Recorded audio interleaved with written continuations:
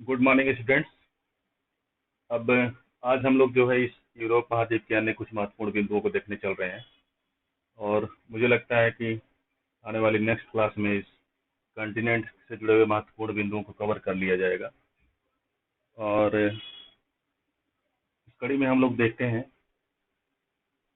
तो इसमें हम लोगों ने देखा था कि एक ये जो स्पेन के दक्षिणी भाग में आपको एक नदी है जिसका नाम है ग्वादलक्विवर, और इसके अगर उत्तर में देखेंगे तो आपको एक पर्वत मिलेगा और इसके एक दक्षिण में भी आपको मिलेगा जो कि साउथ ईस्ट स्पेन में है। तो देखते हैं, यहाँ पर आप देखेंगे, यहाँ पर तो एक पर्वत मिलेगा और इसका नाम है सियरा मोरेना।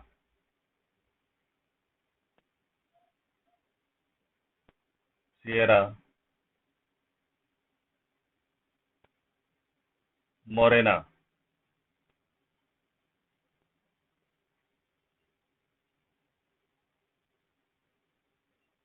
सियरा मोरेना ये पर्वत है जो कि इस नदी के उत्तर में स्थित है। और इसके अगर दक्षिण पश्चिम में देखेंगे यानी स्पेन के, और इस नदी के दक्षिण में देखेंगे तो ये तट से लगता हुआ जो पार्ट है, जो पर्वतीय भाग आपको मिलेगा, इसे यहाँ पर नोट कर देते हैं। इसे जो है Vatican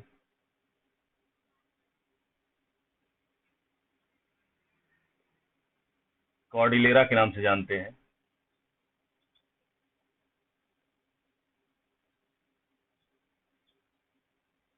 Vatican Cordillera.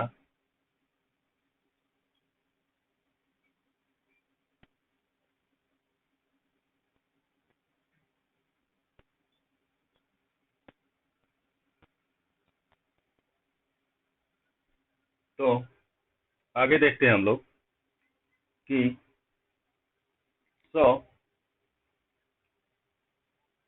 In the north of Guadalquivir river a mountain is present, that is Sierra Morena, and in south of this river is the Vatican Cordillera.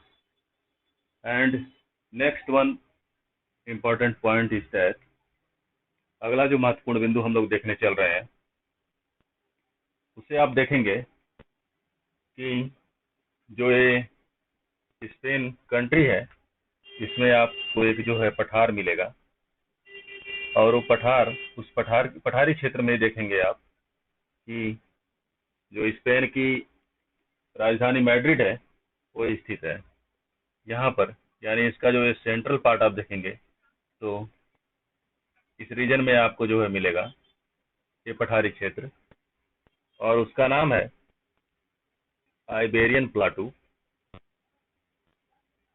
इसका नाम है आइबेरियन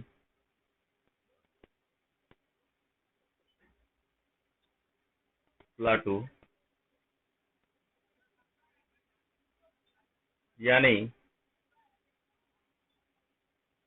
आइबेरियन पठार,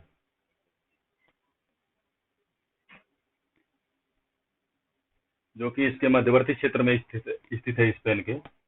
सो Iberian plateau that is located in middle of Spain country is the important plateau of this country.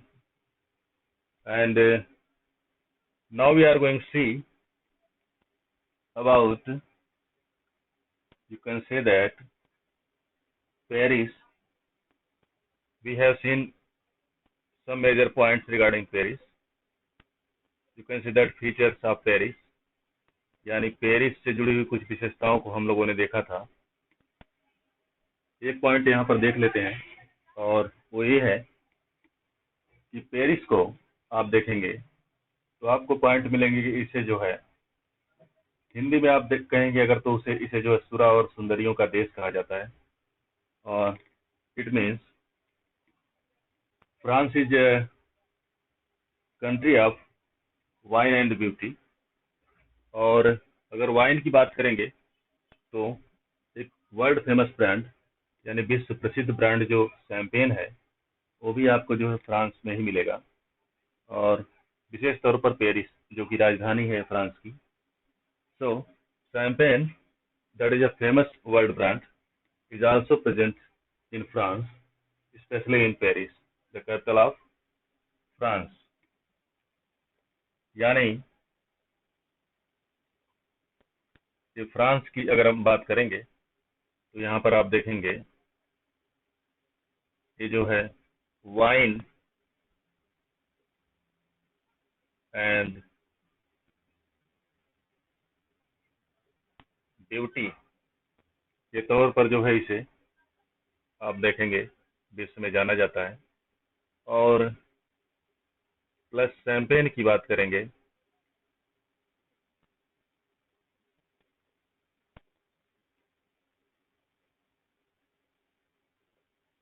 तो ये आपको यहाँ पर देखने को मिलेगी।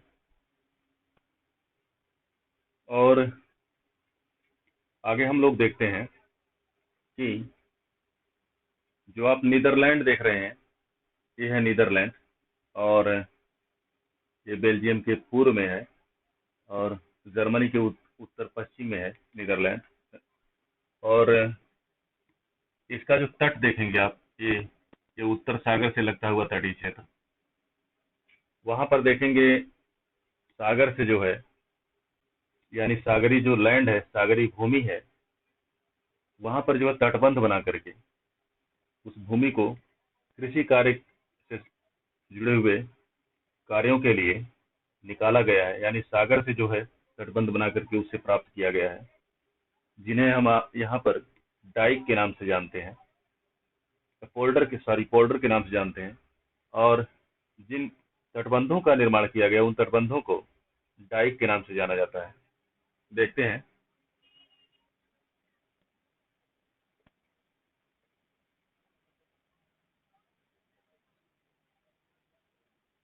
यानी जिन्हें आप देखेंगे पोल्डर, प्राप्त की गई भूमि को पोल्डर के नाम से जाना जाता है, और जिस तटबंध का निर्माण किया गया उसे डाइक के नाम से जाना जाता है। So we can say that for agricultural purposes Netherlands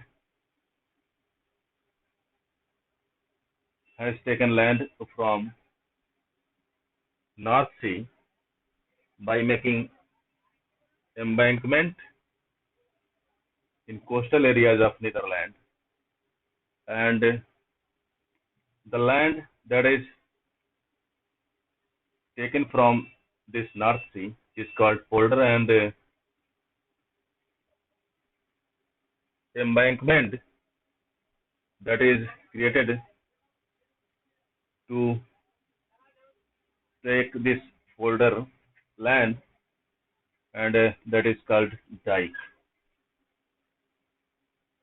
तो आगे हम लोग देखते हैं।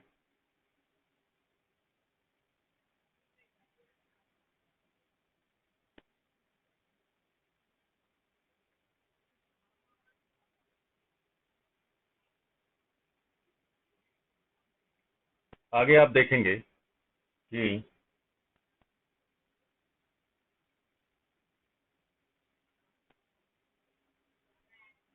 आगे हम लोग देखेंगे कि विश्व की सबसे जो आप कह सकते हैं सबसे जो लंबी अंडर सी टनल है, यानी समुद्र के नीचे जो रेल टनल है, रेल सुरंग, उसको आप यहाँ पर देखेंगे। जो आप देखेंगे कि जो साउथ यानी दक्षिणी जो ये ब्रिटेन है, और जो उत्तरी फ्रांस है, और ये जो डोवर स्टेट हम लोग देख चुके हैं, उससे होकर के एक दूसरे के भाग को जो है जोड़ने का कार्य करती है। और ये विश्व में सबसे लंबी यानी समुद्र के नीचे जो है जलीय सुरंग है, जो कि रेल लिंक प्रोवाइड करती है इन दोनों देशों के बीच। और उसके बाद जो है यहाँ पर ब्रिटेन को यूरोपियन कंट्रीज में रेलवे के द्वारा जाने के लिए एक बेहतरीन मार्ग मिल पाता है।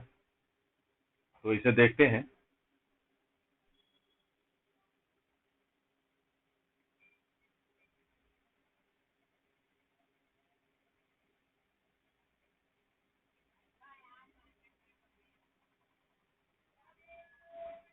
तो क्योंकि आप देखेंगे कि जो डोवर स्ट्रेट है वो इंग्लिश चैनल का ही भाग है, तो उसी के नाम पर जो है यहाँ पर इसका नामकरण किया गया है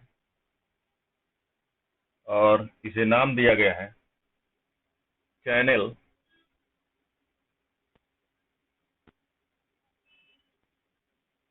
टनल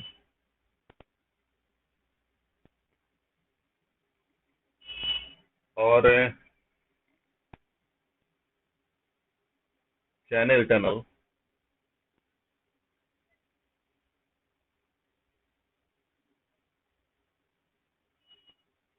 जो कि आप देख रहे हैं कि लॉन्गेस्ट अंडर सी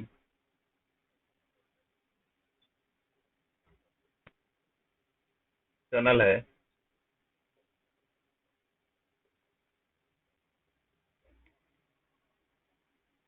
और इस तरीके से इसे आप देख सकते हैं यहाँ पर।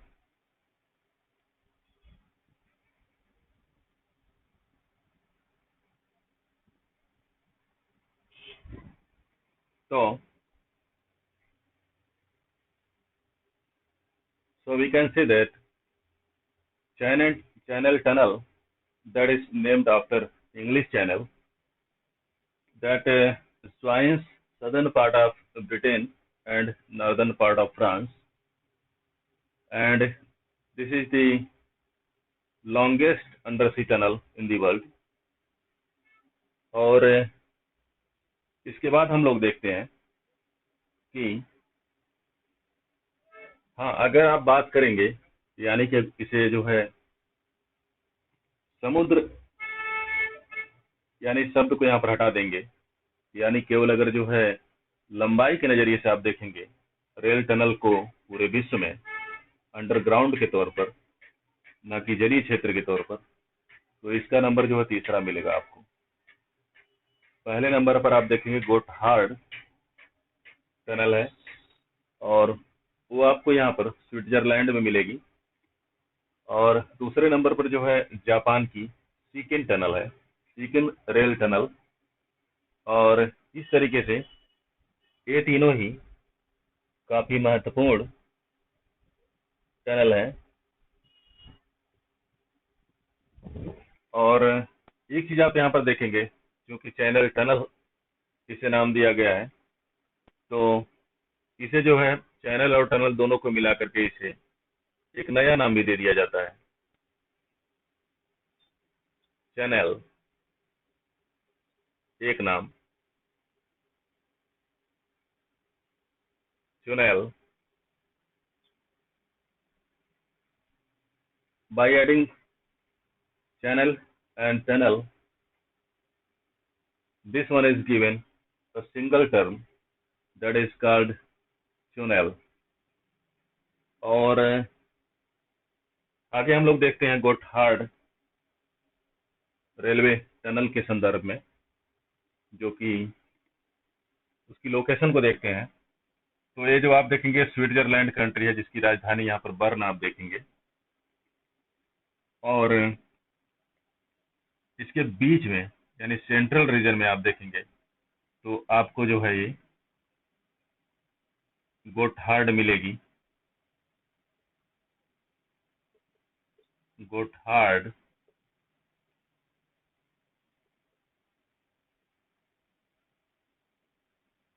गोटहार्ड रेल सुरंग।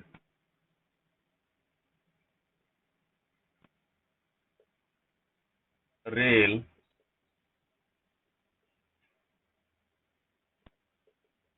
Tunnel,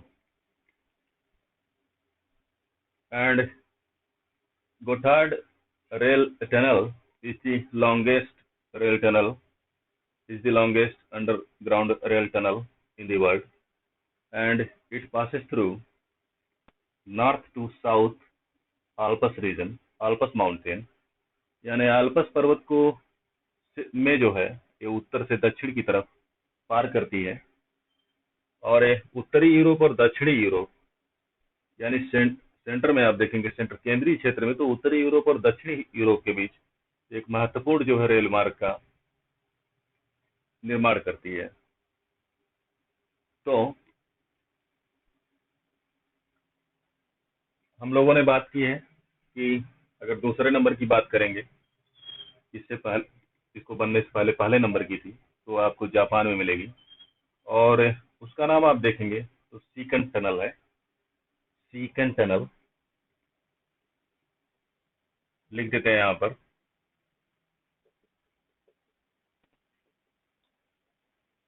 सीकन रेल टनल,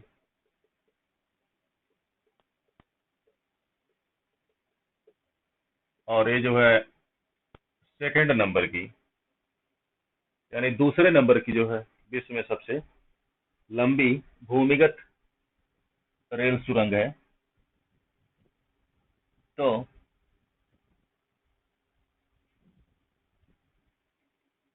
अब आगे हम लोग देखते हैं कि इस यूरोप महाद्वीप में अगर जो है इंस्टॉल्ड कैपेसिटी के तौर पर हाइड्रो पावर के संदर्भ में बात की जाए, तो उसमें जो कंट्री आपको जो है नंबर 1 पर मिलेगा, उसका नाम यहाँ पर नॉर्वे है। हम लोग इस पर पहले बात कर चुके हैं कि इसकी जो है यानी मैक्सिमम ऊर्जा की जो उपलब्धता सुनिश्चित होती है वो हाइड्रो पावर की यानी कि जल विद्युत के जरिए सुनिश्चित होती है। तो इस पर हम लोग पहले बात कर चुके हैं और देखने की जरूरत नहीं है। सो Norway, where you can see that installed capacity of hydropower is most in a European term, and maximum energy supply is being provided by hydropower electricity in this Norway country. This one is Norway. This is the capital of Norway, Oslo. और एक पर्वत की बात हम लोग करने चल रहे हैं जिसका नाम आप देखेंगे तो आपको हार्ज मिलेगा, हार्ज माउंटेन। और हार्ज माउंटेन की लोकेशन को पहले देखते हैं। तो ये वाला जो पार्ट आप देखेंगे ये है जर्मनी, आप देख रहे हैं जर्मनी का जो पूर्वी भाग आप देखेंगे तो यहाँ पर आपको एक जो पर्वतीय क्षेत्र मिलेगा, और इसके यहाँ पर पूर्व में ही आप देखें, पश्चिम में ही आप देखेंगे तो आपको हम लोग पहले बात कर चुके हैं वेसर नदी है, और इसके अगर जो है यहाँ पर पूर्व में आप देखेंगे तो ये जो है एल्ब नदी है, एल्ब नदी। और इनके बीच में ही जो है आप देखेंगे कि ये पर्वत स्थित है जिसका नाम है हार्ज माउंटेन्स, यानी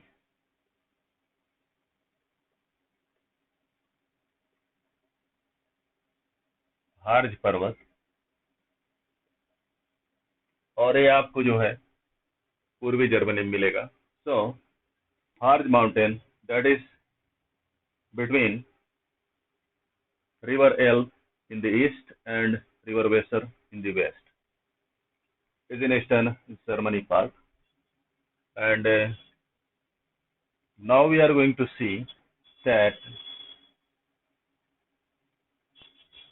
हम लोग अब देखने चल रहे हैं दो पर्वत चोटियों के बारे में विशेष तौर पर, और वो हम लोगों को आल्प्स पर्वतमाला में ही देखने को मिलेगी। तो देखते हैं, हम लोग पहले बात कर चुके हैं कि जो आल्प्स पर्वतमाला है उसका विस्तार करीब 6 राष्ट्रों में है, और उनमें से आप देखेंगे स्विट्जरलैंड, जर्मनी, लिechtenstein, ऑस्ट्रिया, और उसके बाद आप देखेंगे इटली आपको मिलेगा, फ्रांस मिलेगा।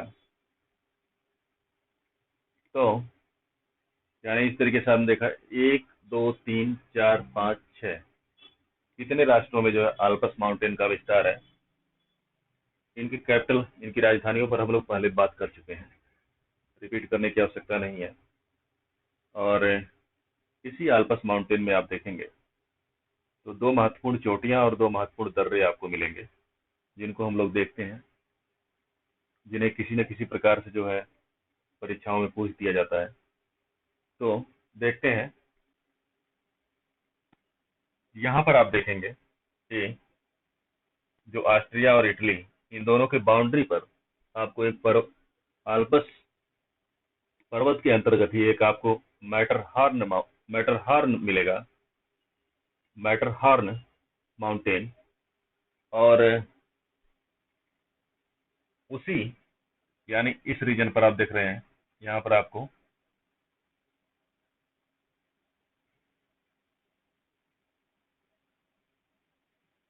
मैटरहॉर्न,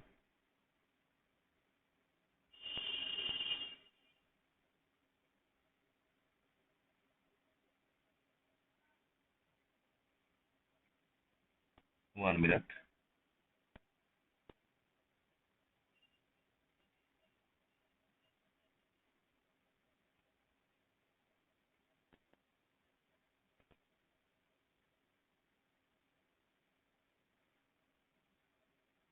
मैटरहॉर्न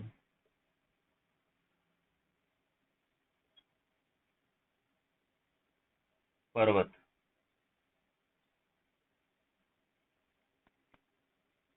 ये आप देखेंगे कि इटली के उत्तर में है, इटली के उत्तरी भाग में, और स्विट्जरलैंड और इटली के बीच स्थित है, सीमा पर आप देखेंगे स्थित है। और इसी में आपको एक जो है पर्वत चोटी मिलेगी मैटरहॉर्न नाम से। लेकिन वो जो है आप देखेंगे इसका जो स्विट्जरलैंड का जो आल्प्स माउंटेन का जो क्षेत्र है वहां पर आपको मिलेगी। हालांकि बाउंड्री के इटली और इसके स्विट्जरलैंड की बाउंड्री करीब मिलेगी, लेकिन ये आपको मिलेगी आल्प्स माउंटेन यानी स्विस आल्प्स में। और उसे आप यहाँ पर देख सकते हैं, यहाँ पर ऐसे करके। और इसका नाम जो है इसी पर्वत के नाम पर ही मैटरहॉर्न पीक रखा गया है, चोटी रखा गया है। मैटरहॉर्न अगर पीक की बात करेंगे तो ये स्विट्जरलैंड आल्प्स की सबसे ऊंची चोटी है, स्विट्जरलैंड के संदर्भ में। So we are talking about Alps mountain, and we have studied about expansion of this mountain regarding countries that come under this Alps mountain, and they are Switzerland, Liechtenstein, that is between Switzerland and Australia, this one, and Australia, Italy, and France, and Germany also. And Matterhorn mountain, that is a part of Southern Alps at the boundary of Switzerland and northern Italy, where you can see that a peak that is also named Matterhorn after Matterhorn mountain is the highest peak of this Swiss Alps. And now we are going to see about Mount Blanc.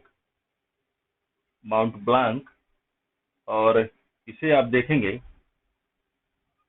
तो जो mount blank है,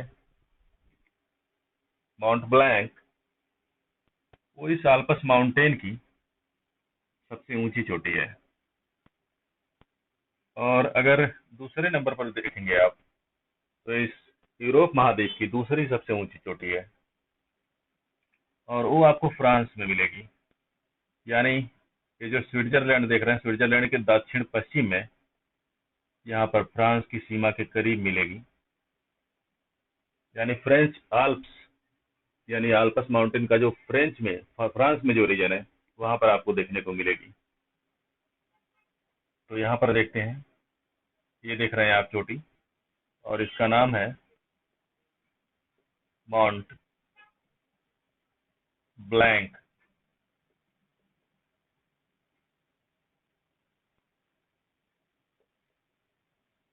mount blank, ये जो है second highest चोटी है यहाँ पर यूरोप महाद्वीप की, आफ्टर माउंट एल्ब्रुस। देखेंगे हम लोग अभी उसे भी। तो सेकंड हाईएस्ट, और you can say that tallest,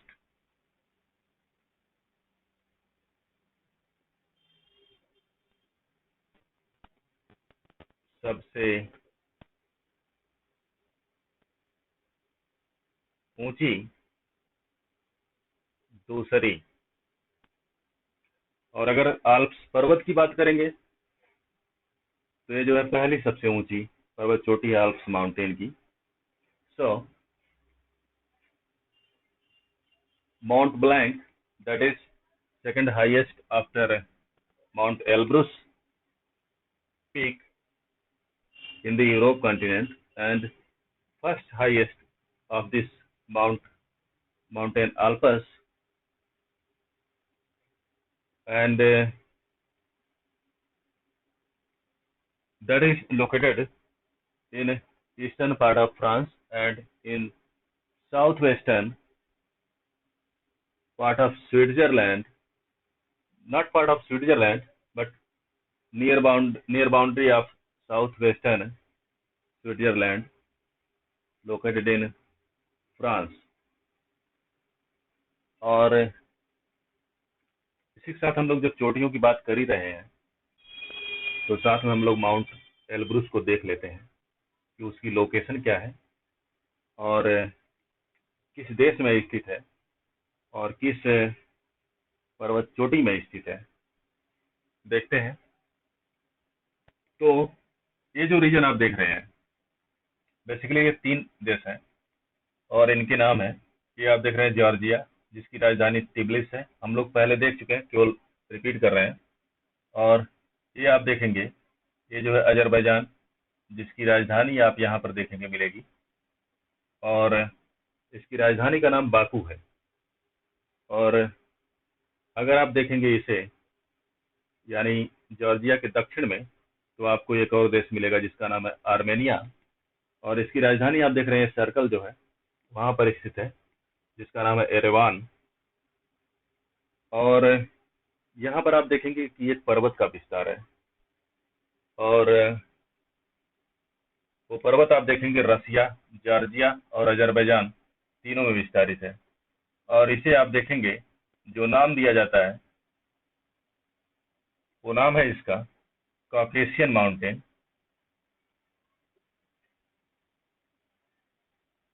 Caucasus,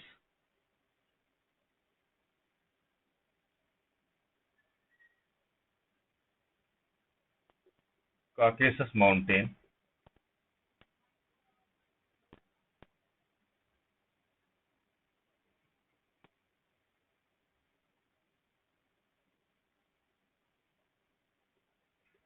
Caucasus पर्वत,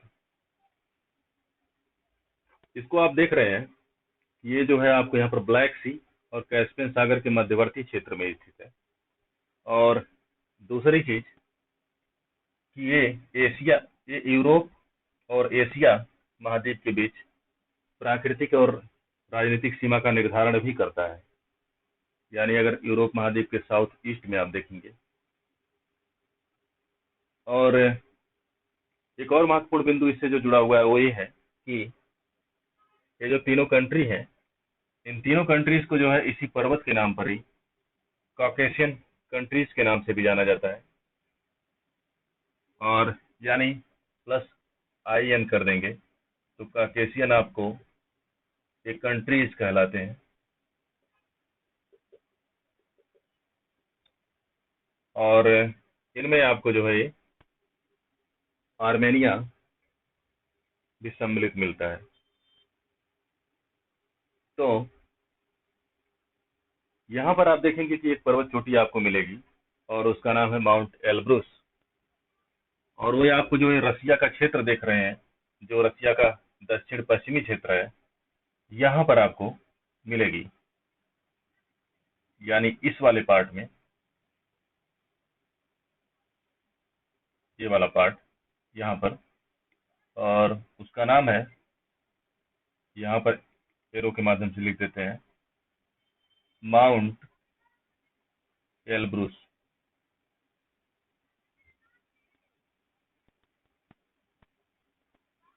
माउंट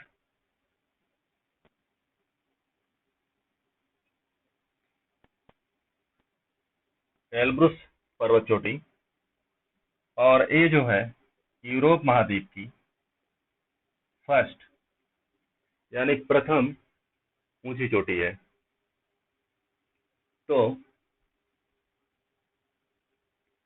अब हम लोग कुछ अन्य महत्वपूर्ण बिंदुओं को देखते हैं इस महाद्वीप से जुड़े हुए। तो जब हम लोग ईस्टर में आ ही गए हैं, तो यहाँ पर कुछ महत्वपूर्ण बिंदुओं को यूराल माउंटेन से जुड़े हुए जो हैं उनको कवर करेंगे। So Mount Elbrus, that is highest peak of European continent, and it is located in southwestern Russian Caucasian part, and Caucasian mountain that is among Russia, Georgia, and Azerbaijan country. And after name of this Caucasian mountain, these three countries, Georgia, Azerbaijan, and this one is Armenia, are called Caucasian countries. And Caucasus mountain divides or creates natural and political boundary between southeastern Europe and Asia continent. और आगे आप देखेंगे कुछ अन्य महत्वपूर्ण बिंदुओं को, उन्हें देखते हैं हम लोग।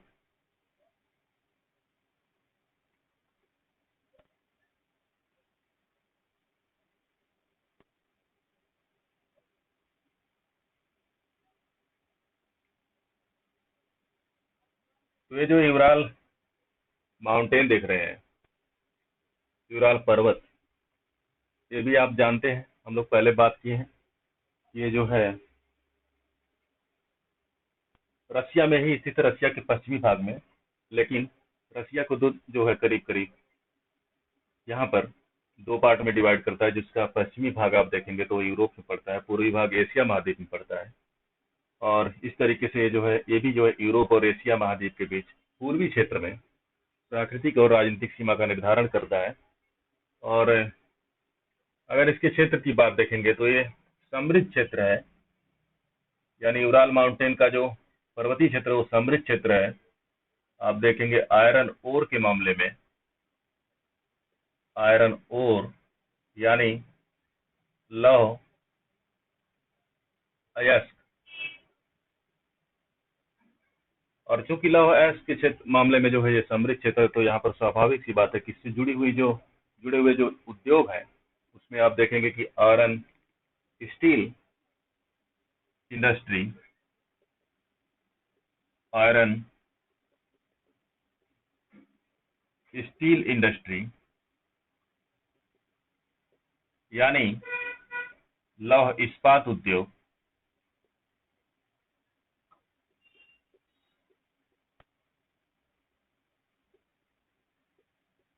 स्वाभाविक सी बात है कि वो यहाँ पर विकसित हो जाएंगे। और इसके बाद आप देखेंगे कि ये भारी इंजीनियरिंग उद्योग का भी यहाँ पर काफी व्यापक स्तर पर विकास हुआ है। यानी अगर इस क्षेत्र में आप देखेंगे तो हैवी इंजीनियरिंग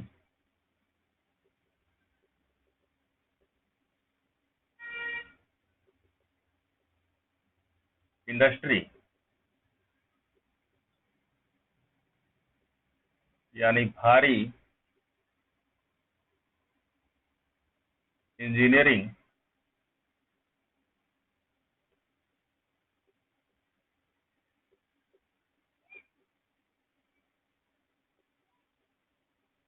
उद्योग का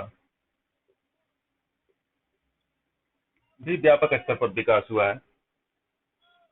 और आगे हम लोग देखते हैं तो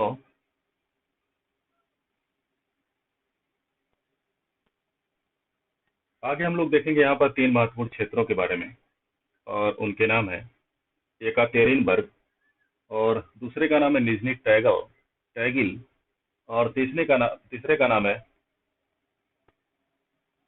मैग्निटोगोर्स्क। देखते हैं उन्हें और उसे यहाँ पर देख लेते हैं। आप यहाँ पर, यानी ये कजाकिस्तान का एरिया है, और कजाकिस्तान के उत्तर में ही आप देखेंगे तो यहाँ पर एक क्षेत्र आपको मिलेगा, और उसका नाम है मैग्निटोगोर्स्क।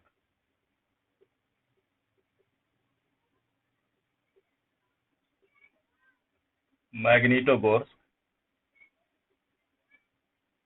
मैग्निटोगोर्स्क।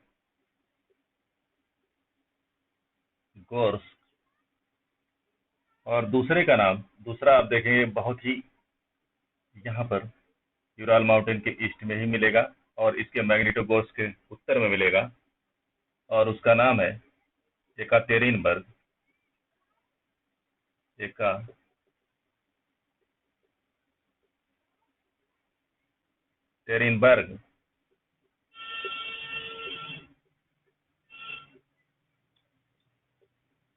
एकातेरिनबर्ग। और तीसरे का नाम अगर आप देखेंगे तो इसके भी उत्तर में मिलेगा, और उसका नाम है निजनी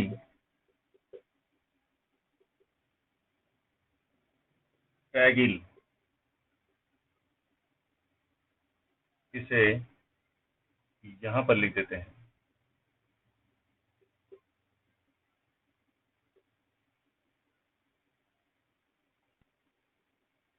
निजनी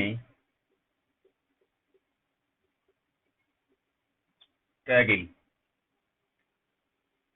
और इन तीनों की, क्योंकि आप देख रहे हैं कि इस रीजन में जो है आयरन और आयरन स्टील इंडस्ट्री और हैवी इंजीनियरिंग इंडस्ट्रीज के विकास हुए हैं, तो स्वाभाविक सी बात है कि ये जो तीनों क्षेत्र जो है, इन तीनों क्षेत्रों में भी ऐसे उद्योगों के विकास देखने को मिलेंगे। और इस संदर्भ में जो है इनका काफी व्यापक स्तर पर विकास हुआ है। और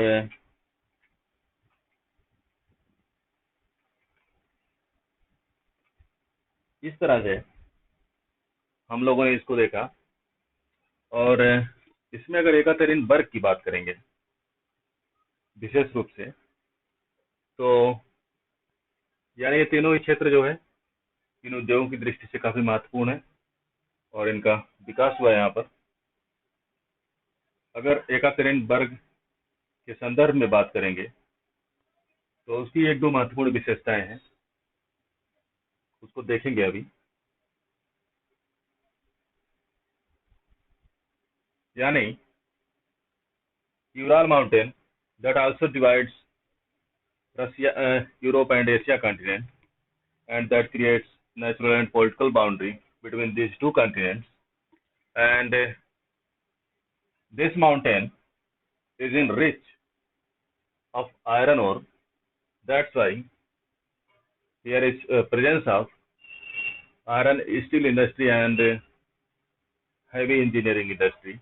And if we talk about the places regarding these industries, then you can see that in the north of Kazakhstan, this one is Magnitogorsk, and second in north of Magnitogorsk, that is and Ekaterinburg, and third one is Nizhny Tagil in north of Ekaterinburg. These are places that are developed regarding this industries. और इस तरीके से अगर हम लोग Yekaterinburg के बारे में बात करेंगे केवल, तो एकातेरिनबर्ग को आप देखेंगे कि वहां पर एकातेरिनबर्ग जो है इस यूराल रीजन का सबसे बड़ा शहर है। और देखते हैं पहले,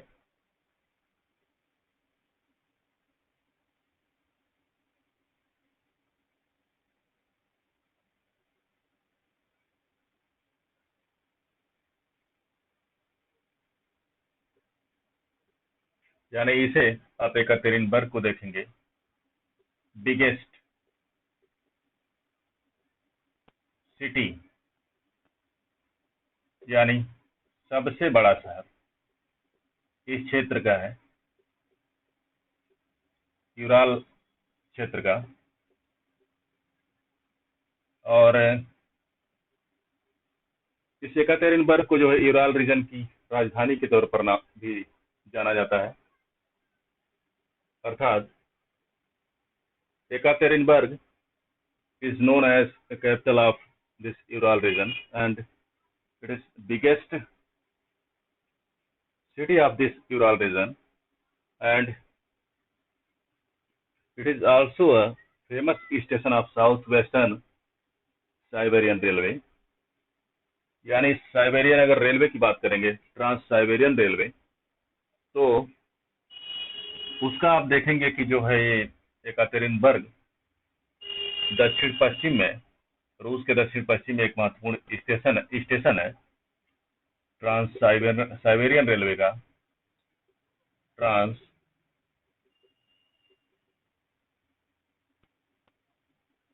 साइबेरियन रेलवे।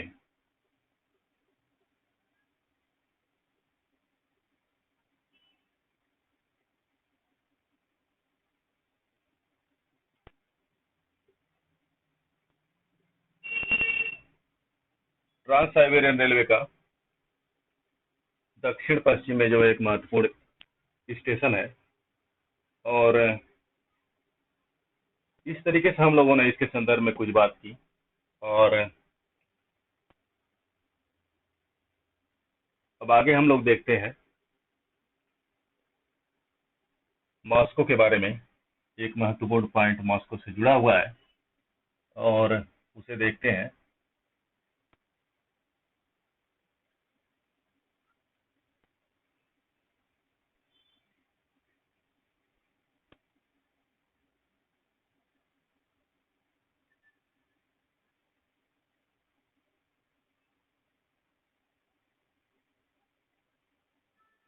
यहाँ पर ये देखेंगे, यहाँ पर जो है मॉस्को की लोकेशन है।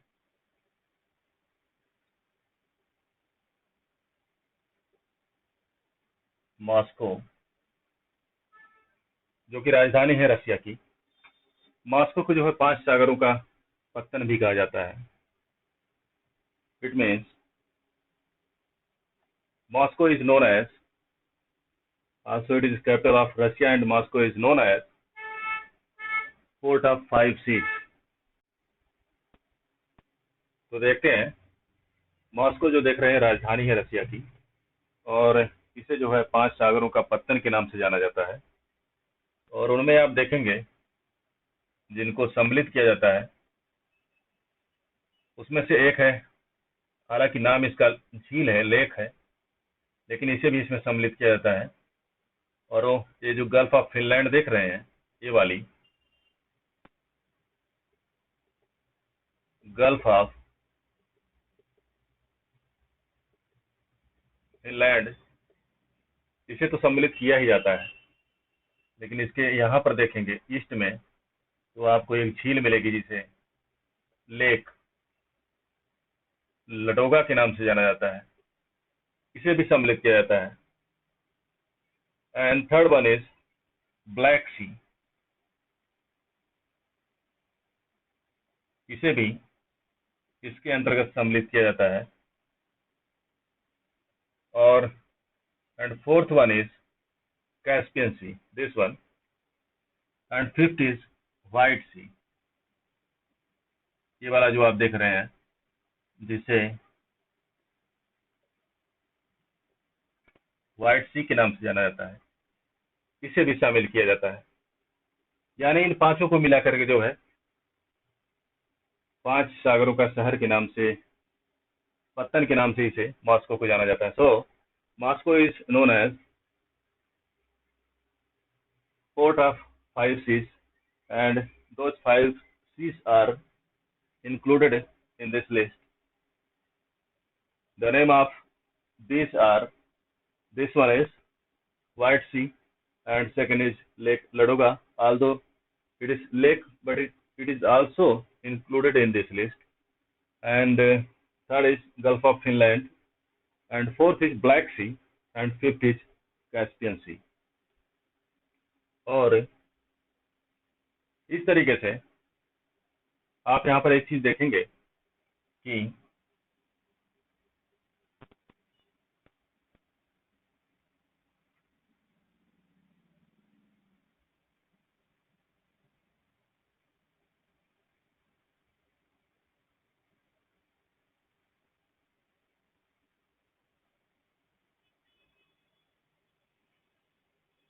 यहाँ पर देखेंगे आप कि जो यूक्रेन है, यूक्रेन को ब्रेड बास्केट ऑफ यूरोप के नाम से भी जाना जाता है। ये कीव इसकी राजधानी है। ये है आपका यूक्रेन।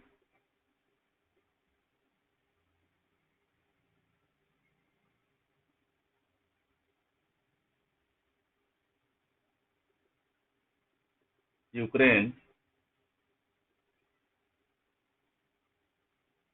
और इसे जो है ब्रेड बास्केट ऑफ यूरोप के नाम से जाना जाता है, यानी रोटी की डलिया।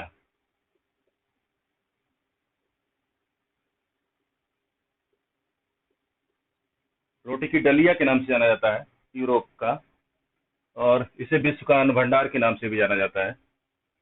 और इसकी आप इसके महत्व को आप इस संदर्भ में देख सकते हैं कि ये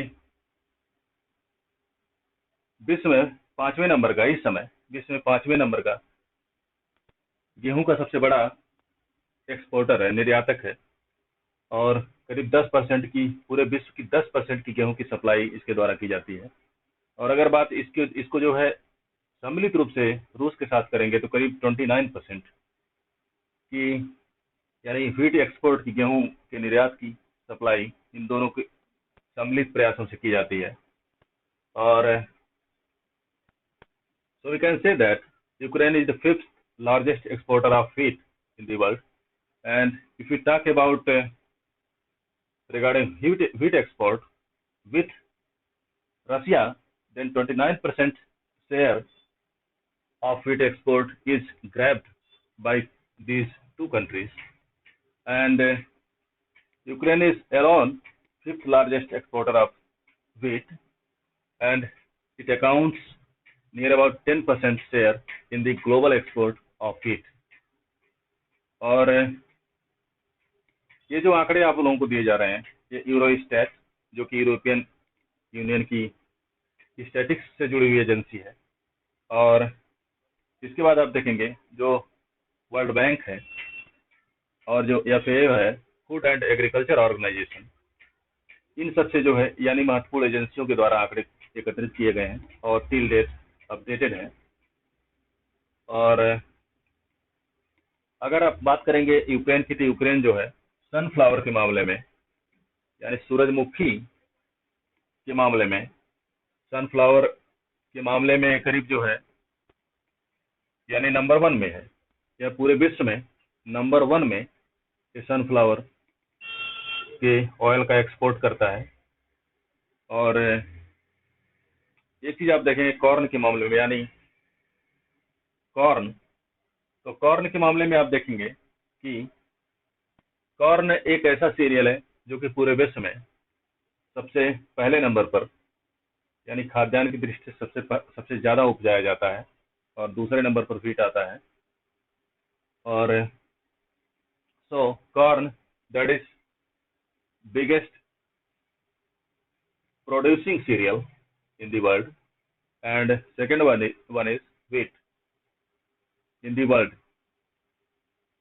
And Ukraine is biggest exporter of sunflower oil in the world, and near about you can see that major supplier of this sunflower oil in the world. और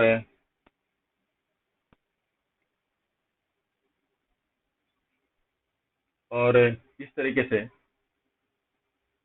आगे हम लोग देखते हैं।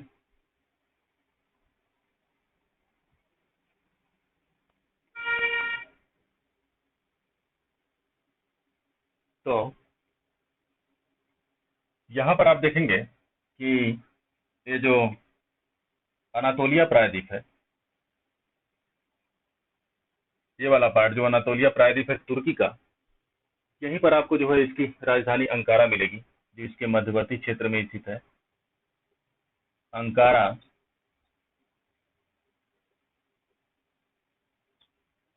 this is the capital of Turkey in northwestern part of Turkey at Anatolia Peninsula, and और अगर आप देखेंगे तो इसका जो इस्तांबुल शहर है वो आप देखेंगे, हालांकि वो यहाँ पर मैप में आपको शो होगा इस वाले क्षेत्र में, यानी तुर्की का जो यूरोपियन पार्ट है उसके साउथ ईस्ट में आपको शो होगा यहाँ पर इस्तांबुल।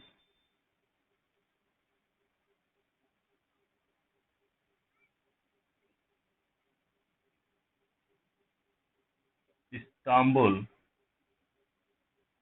लेकिन इसकी जो स्थिति है वो जो आप यहाँ पर एक जल संधि देखते हैं बॉस्फोरस, उसके दोनों छोर पर है, यानी उत्तर में यानी यूरोपियन पार्ट पे, और जो है दक्षिण में एशियन कॉन्टिनेंट वाले पार्ट पर भी। So Istanbul that is the city of Turkey is straddle between between European part of this Turkey country and northern part of this Asian continent, and both part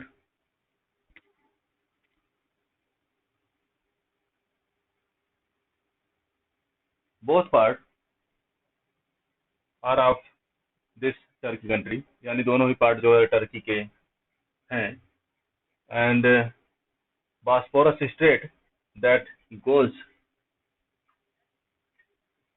into Black Sea between these two parts of Istanbul of Turkey।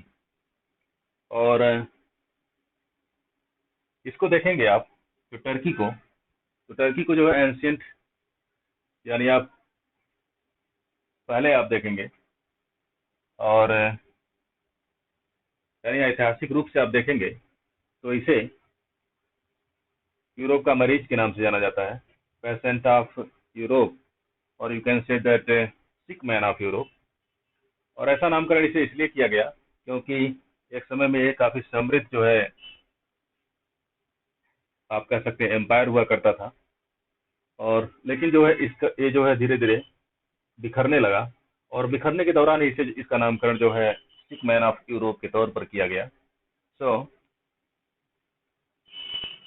Turkey it was a once great empire but gradually declined, and in the period of decline it was named sick man of Europe, or you can say that peasant of Europe।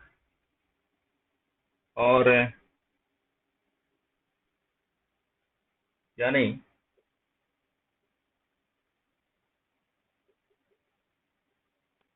peasant और sick man of Europe, और इसे ही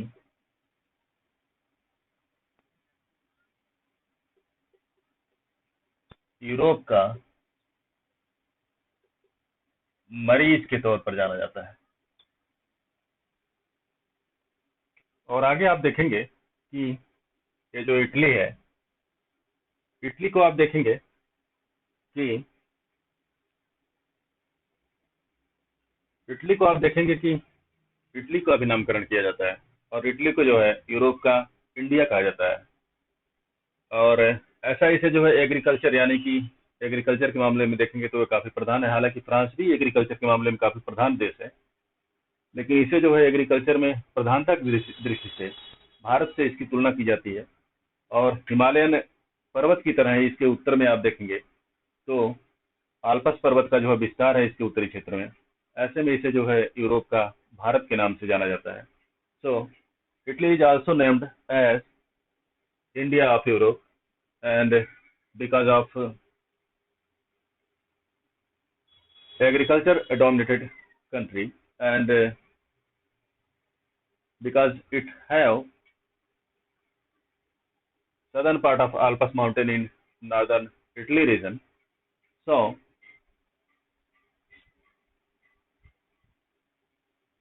तो इस तरीके से हम लोगों ने इस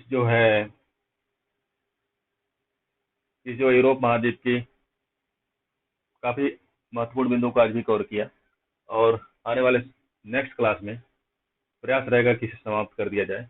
अब थोड़ा ही बचा हुआ है, और ये सारे ही पॉइंट्स जो है आपके एग्जाम की दृष्टि से काफी महत्वपूर्ण है। और आज के लिए बस इतना ही। और यूट्यूब चैनल को सब्सक्राइब करने का प्रयास कीजिए, और बेल आइकन को भी दबाइए, ताकि आप लोगों को जो है नई क्लास जो है तुरंत आप लोगों को प्राप्त हो सके। और वीडियोज़ को लाइक कीजिए और कमेंट कीजिए। धन्यवाद आज के लिए। Thank you so much.